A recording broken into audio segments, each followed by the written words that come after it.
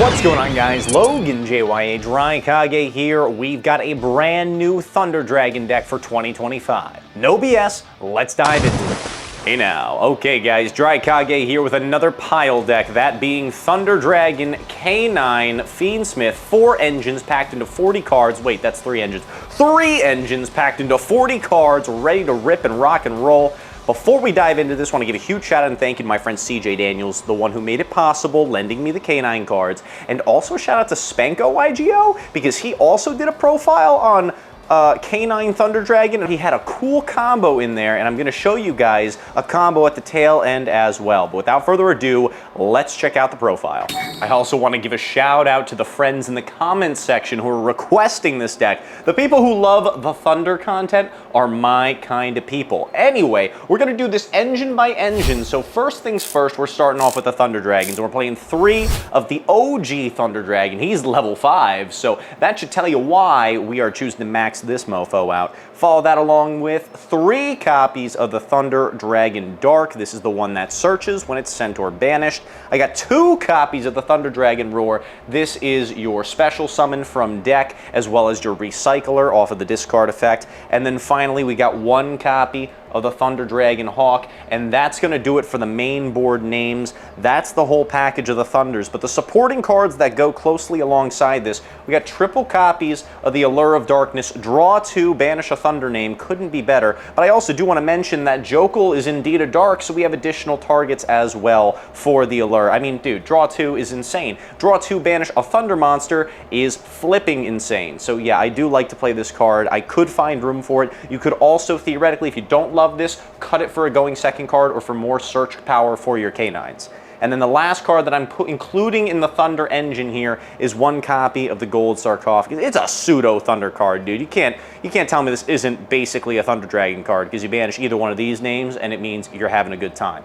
So that's going to be what I call the Thunder engine for this build, and it's pretty consolidated. I think we've got it down to a good number. Now for the K9 cards. Again, huge shout out and thank you to my man, the myth, the legend, CJ Daniels, for making this possible. I'm going to start things off with triple copies of Mr. YuGiOh.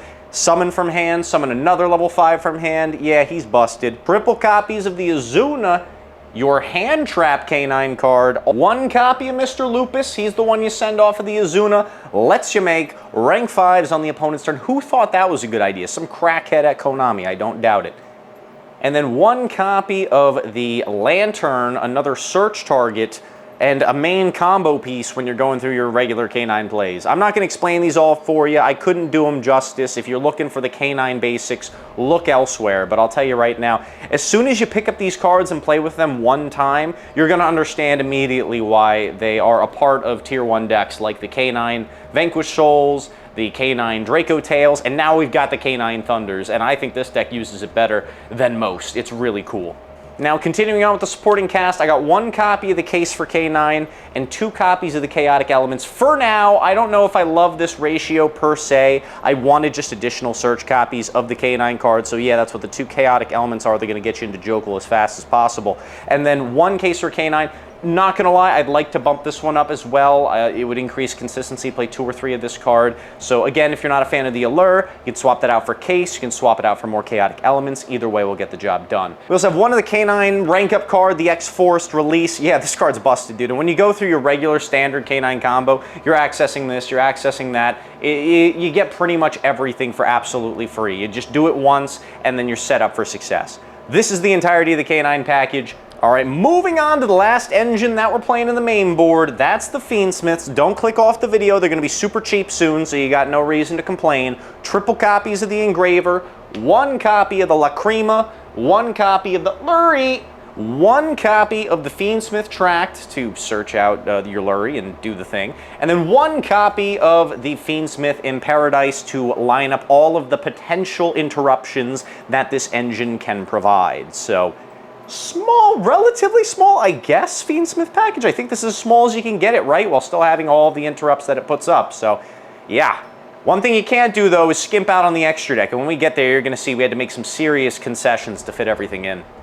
And now we're going to round things out with the non-engine. So of course it wouldn't be a profile of mine if we weren't playing Sacked by the Grave, Called by the Grave, most powerful one of in the game, followed by another really powerful one of, that being the Triple Tactics Talents. And then the only other non-engine that I could fit in here while keeping the deck at 40 cards, triple copies of the Forbidden Droplets, and then triple copies of the Fuo's Hand Trap, all right? I think this is the best, most generic Fua that you can play, so why not play triple copies of Maxi? That's why we got the Fua in the main. What's it trying to draw you into? Probably that Forbidden Droplets over there. Now this is a 2-card combo deck, kind of similar vein to Drytron. You want to see multiple of your engine pieces to get the fullest out of your boards. Of course, Fiendsmith cards are 1-card combos in and of themselves, but you never really want to solely rely on those. To do your Thunder Dragon K9 plays, you're usually going to need 2 cards in your hand to make the magic happen. But even though we had to really limit the amount of non-engine that we can play, the deck still has very powerful board-breaking capabilities, so I'll talk about that more as we get into the extra. Speaking of the extra deck, I figured we'd start off with the K9 cards, so we got 1 copy of the Ripper, 1 copy of the Werewolf, the thing that you put on top of the Ripper using that rank-up spell card, 1 copy of the Sky Blaster rank 5 guy, Book of Moon, quick effect Book of Moon, pretty good. This is our opt-in interrupt to make off of the Azuna if we're not going for Ripper on the opponent's turn. Unfortunately, like I said, to fit everything we needed to into the extra deck, we had to make some concessions, meaning I couldn't fit in the full Nash Knight package. You're gonna see why in a moment, but it's okay. Sky Blaster is still quite the strong interruption. And then finally, we've got this Imperial Princess.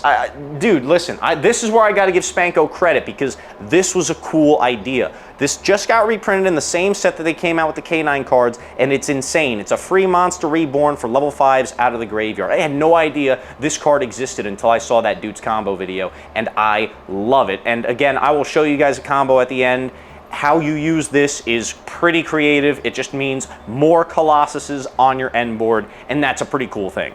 I'm not going to bore you guys to death with this one, so I'll try and run through it pretty quick because we've all seen it before. 1 Moon of the Closed Heaven, 1 Requiem, 1 Sequence, 1 Agamotto, 1 copy of the Desiree, 1 copy of the Necroquip Princess, and 1 copy of your High King Caesar. That's going to do it for your Fiendsmith package, ladies and gentlemen. You tired of these cards yet? Well, guess what? Nobody's really playing them right now, but I think in this deck, where I wanted to have access to at least some form of 1-card combos, I was like, all right, what's going to be our best supplemental engine to do that with? What's the one that we were playing with last time? Oh, that's right, Fiendsmith. So absolutely stuck it in there. It's a great time. You can also bridge into it super easily with the K9 cards, which nobody's really doing right now because the K9 cards also counter the Fiendsmiths. Yeah, I get it, not the greatest time in the world to be playing them, but that's okay because if you can't stick this stuff, you know what you're still sticking? Colossus on the end board, and that feels good. Finally, for our Thunder Dragon cards in the extra, 2 copies of the mighty Thunder Dragon Colossus and 1 copy of the Titan. So yes, again, additional concessions here. All I had room for. Our main deck package isn't humongous, and we're also not playing regular OG Thunder Dragon Fusion. We want to recycle these guys. It's going to be a bit of a struggle. You might have to roar them back, and that is certainly not fun. So we want to make it so when we bust the nut, it's going to be enough. Fortunately enough, 1 Colossus accompanied by something like a Desiree, or a Caesar, or a Ripper.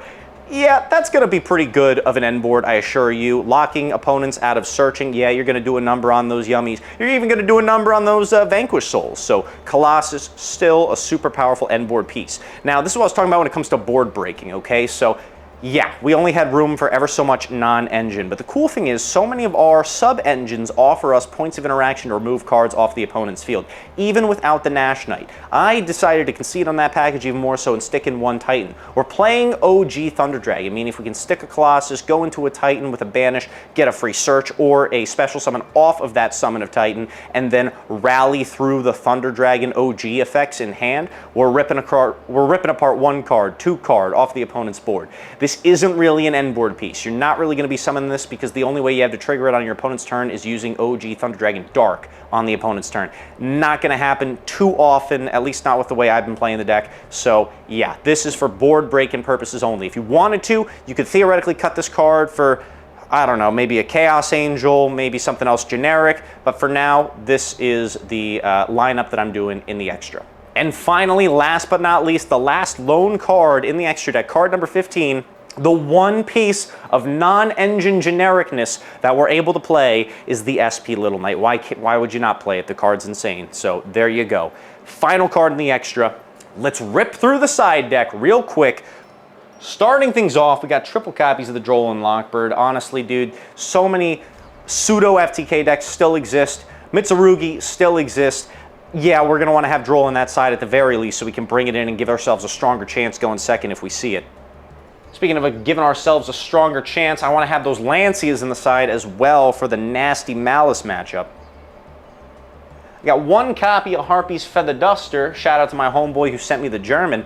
Blowing out those back rows alongside our friend Lightning Storm. We got two copies of this joint as well in the side. For more board-busting capabilities, I've got triple copies of the Dark Ruler No More. It's good against almost everything in the current format. Canine Vanquish, Soul Yummy. Yeah, this is one of the most generic cards you can side in. It's like Droplets, but without the cost, and it's extra good against the Yummies because guess what? They're going to have the Herald of the Arclight on the field, and you're not going to be able to resolve your Droplets, so it's good to have the Dark Ruler. And then last but certainly not least is the old man, Mr. Solemn Judgment himself, maxed out at 3 in the sideboard for when we're going first.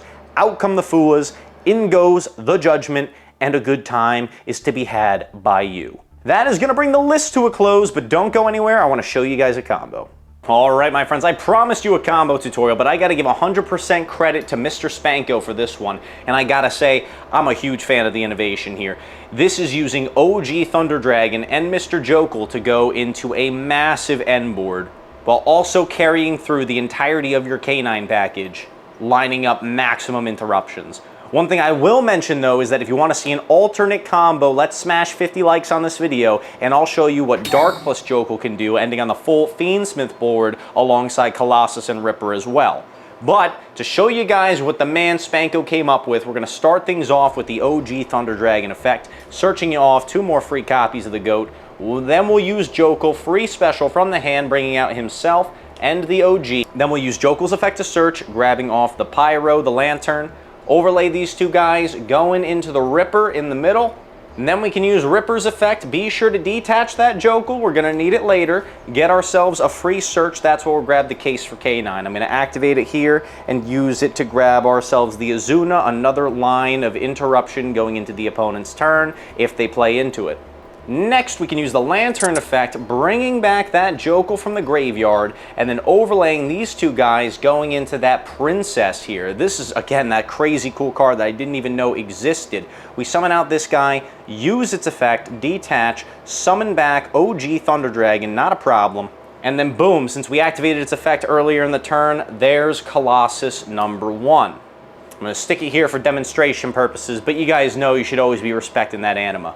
Now here's where you have options. If you just opened like this, you can go for Colossus number 2 by tributing over this Link 5 with your normal summon and then sacking off this Thunder Dragon to make another Colossus. But I'm going to mention that if you opened either a dead Fua or any other normal summon that you want to stick onto the end board, you could even theoretically normal summon the Azuna if you're going first and the opponent has more than 2 cards in their hand. You could do that as well. And then you can also use those 2 materials to go full Fiendsmith combos. So instead of ending on Ripper and double Colossus, you could theoretically end on Ripper, Colossus, and either the High King Caesar or the Desiree, whichever you prefer for the matchup. So you do have options. But just to keep things simple for the sake of the video, we'll do what Mr. Spanko did and we'll tribute off for the Thunder Dragon and tag him up into second copy of Colossus. They imperm 1, guess what? We got another one, baby, so not a problem. And in all reality, for your end board, make sure this is far left, far right, and in the middle so you're not playing into that nasty little anima. But yeah, dude, this deck is sick. You got so many engines working together to put up some unbeatable boards. Guys, do me a favor, smash that like button if you like what you saw here, and I will see you guys for the next one. Logan JYA signing off. Have a great day, and I'll see you beautiful people later. Peace.